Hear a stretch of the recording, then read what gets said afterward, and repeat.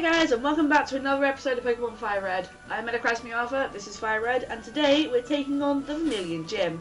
Now, just before we jump in, I actually went and managed to get myself this little beauty here. If you ever watch Avatar: The Legend of Aang, you'll recognise the name. I'm not planning on keeping Toph around, but I needed a cut slave, and considering my team at the moment for this gym, I honestly thought that maybe getting a backup ground type would be very helpful. It's Dugtrio, it's not the best, it's not the most defensive, it's fast as hell though.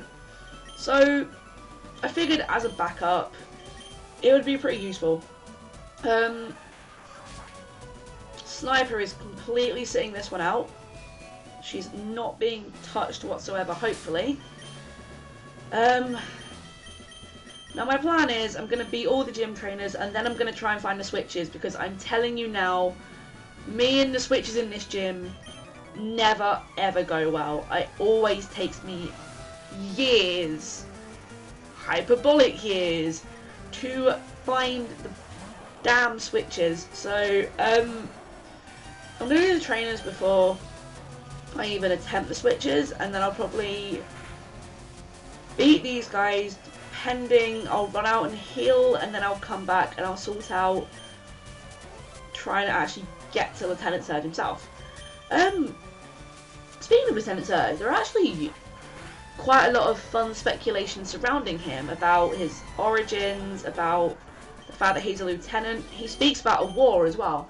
There are a lot of fan theories that there were a massive war in Kanto, and you could actually say the entire Pokemon world, but for all intents and purposes they stick around Kanto because obviously that was the game that was out at the time. But there's a speculation that the war has just ended, and that the reason there are so many kids around and such as Pokemon trainers is because a lot of the adults were killed in battle, in war. Now, there are a lot of other things that went alongside that. I haven't read up on the theory in a long time, so unfortunately I can't tell you any specifics of it. But it was pretty interesting, and I probably should have swapped there because I forgot that Magnemite is a dual steel type in this game. I don't think it knows Levitate, so hopefully it'll be Toph's time to shine. Let's go for a dig.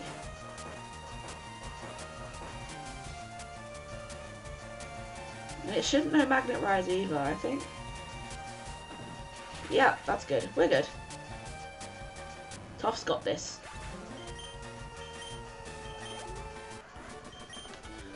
I do feel kind of bad that I'm not going to be keeping Toph around, because I normally really hate capturing Pokemon who I know that I'm not going to use, apart from HM slaves. But then, see, there we go, he was in the army. I'm not making things up. As I was saying, apart from HM slaves, I really hate catching Pokemon who I'm not going to keep around in my team. Because I kind of feel bad. As weird as it is, I know they're just coding and pixels in a bigger coded pixel world, but I don't know. I just feel kind of bad that I caught these Pokemon and then they're not going to get used. Ooh, nice one, Rosie. So yeah, but I've got plans on using another ground type who's a lot sturdier, slower, granted, but just again, I just prefer Marowak to Dugtrio, and that's nothing against Dugtrio. It's just Marowak is one of my favourite Pokemon, probably of all time. So I'm definitely going to be using one in this Let's Play, and I kind of hope that I get a female one as well, because if I do, I'm going to be naming it after the bamfiest of all Marowaks that I ever trained. And she's in fact going to get called Macy, because A, she wields her club like a mace, which is awesome, and 2, Just looking at her will burn your eyes because of how awesome she is. Right. I'm actually going to speed this bit up because I don't think you guys want to spend an entire... God only knows how long it's going to take me to find these switches. But I really don't think you guys really want to be like sitting around waiting for me, so... Oh. Okay. And thus the cycle starts. So I'm going to fast forward this bit. I hope you guys don't mind, and I'll see you when I've found all the switches again.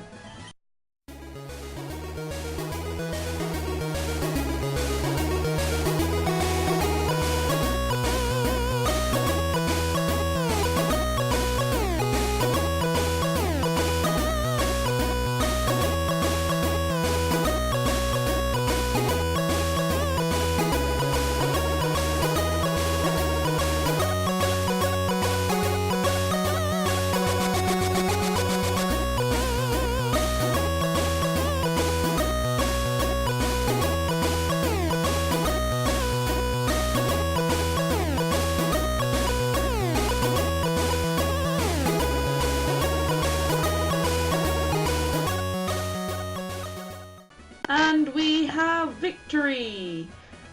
Okay, I'm gonna quickly save the game, just in case. Okay. And here we go! Versus Lieutenant Surge. Hey kid, what do you think you're doing here? You won't live long in combat, not without puny power. Hey, dude! See? More stuff about the war. That is, quite frankly, horrible. And now he's threatening to paralyze me. Well, aren't you the biggest jerk? Right. He's got 3 Pokemon. He's got a Voltorb, he's probably got a Magnemite as well, and then he's got his Raichu. Unless he has a Pikachu instead of a Magnemite. I'm not sure. I haven't done this in a while. Which probably surprises no. Oh, bugger. Oh, that's fine.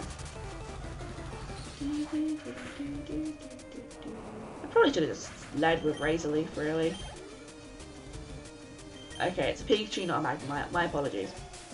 And obviously he's got his infamous Raichu last. I remember back in Pokemon Yellow, when he only used to have a Raichu, and the first time I ever played Yellow, which is going back to when I was... Oh, you person. Yeah, anyway. First time I played Pokemon Yellow. Again, could have just used Razor Keep getting off track. I actually defeated this gym with a combination of a Parasect and a Dugtrio. Which is probably why I kind of like Dugtrio. It's not, again, not my favourite. But, I have a lot of respect for it as Pokemon. So, yeah, fun fact there about me. My final team for defeating the first Pokemon Yellow was in fact, Pikachu, who you start with. All 3 starters in their final evolutions, a Pidgeot and a Gyarados. And I was so underleveled, it really hurt people. Well, screw you and your Super Potion, Surge. I'm going to tackle you. And then I'm going to Razor Leaf you again. Because your Raichu is still asleep. And I missed, of course. Come on, Rosie. I know it's used Double Team, but it is just laying there asleep now. I'm pretty sure it's not that hard to miss. Oh dear. Oh, come on, Rose. You can do this. You can take down this entire gym yourself. There we go. That's my gal.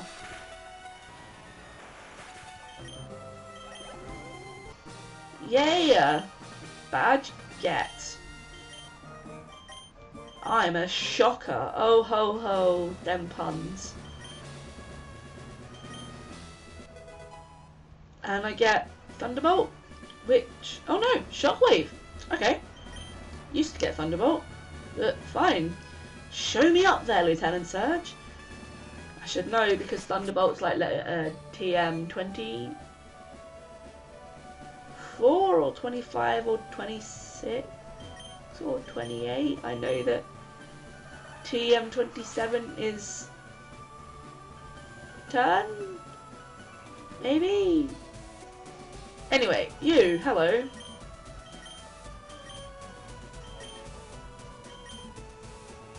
And I know exactly where I need to go to get that, so let's heal up. Let's take a trip through the Diglett's Cave, and let's get to Route 2. I have a major feeling he's going to be all, you can't have this item until you go and catch this many Pokemon, and I'm just going to be like, dude, shut up. No one cares about your face.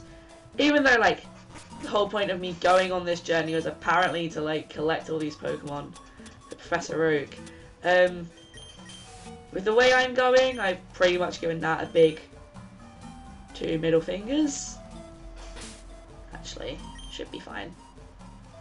Of course, one of the more annoying things about going through Diglett's Cave is, of course, this. Oh, it's level 31. That'll be good for experience anyway. Now, if you don't have a flying type,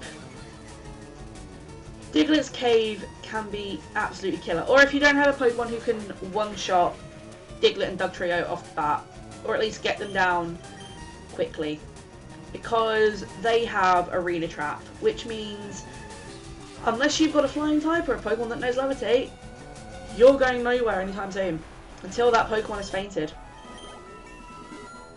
Yeah, level 31. Look at that. Major skills, Rosie. But yeah, so unless you've got a Pokemon who can fly or take them down quickly, you're gonna have a bad time. So that's a nice little tip for the future, in case you didn't know that. Which, if you're a bigger Pokemon nerd as me, you probably did. Okay, well, here we are. We're back on Route 2. I already knew that. He wants to trade a Pokemon. I don't know what Pokemon, but I don't really care because I don't want it on my team. I think it's like Magmar or Electabuzz or Mr. Mime. There we go. You're the one I want. How do you go with data? Maybe I've already caught 5 kinds. Ah, brilliant. And that's to get HMO5. You people may frown upon me for what I'm going to do, because I think there's an item down there. I'm going to quickly go snag. But Flash is really not worth the slot for a technique that it's going to be taking up. So I may disappoint all of you, and when it comes to going through Rock Tunnel, well, it's a disappointment and it's not, because you can use it, I suppose, to see what Rock Tunnel looks like, but basically the gist of what I'm getting at, I get the feeling there's an item behind the Diglett's Cave, is that I'm going to use a cheat code to make it so that, actually, I may not even need to use cheat code. I may actually just be able to set my emulator to automatically give me light in dark areas, which is wonderful and a nice nifty little technique. Of course, you cannot get that on your Game Boys should you be playing this on a cartridge. Play on the cartridge. I know I'm playing on an emulator, but please give Nintendo your money. Give the Master Race your money. Okay, I'm kidding. No, but honestly, I'm going to be going through Rock Tunnel, and I'm going to turn off the darkness so that you guys can see where you're going. You can see what Rock Tunnel looks like, and everyone will be happy. and smiling and laughing. So everyone's a winner. Yeah, I know it's cheating, technically, because I should really be using Flash, but I really don't want to have to go out and catch another Pokemon. I really don't want to teach it to anyone on my team. It's a waste of time and effort, and honestly, the fact that Flash is a HM is stupid anyway. So that's what we're gonna do. This episode's been going on about 10-15 minutes as far as I can tell, so I'm going to end it here. Next time on Meta Plays Fire Red, I will be doing this next route. I will then be getting to Rock Tunnel, and we shall see what happens then. I may split that into another episode, I may not, but either way, that's what's coming up. Next time on MetacrisisMewAlpha Plays Pokemon Fire Red, I'm MetacrisisMewAlpha, this is Fire Red, and I will see you in the next episode.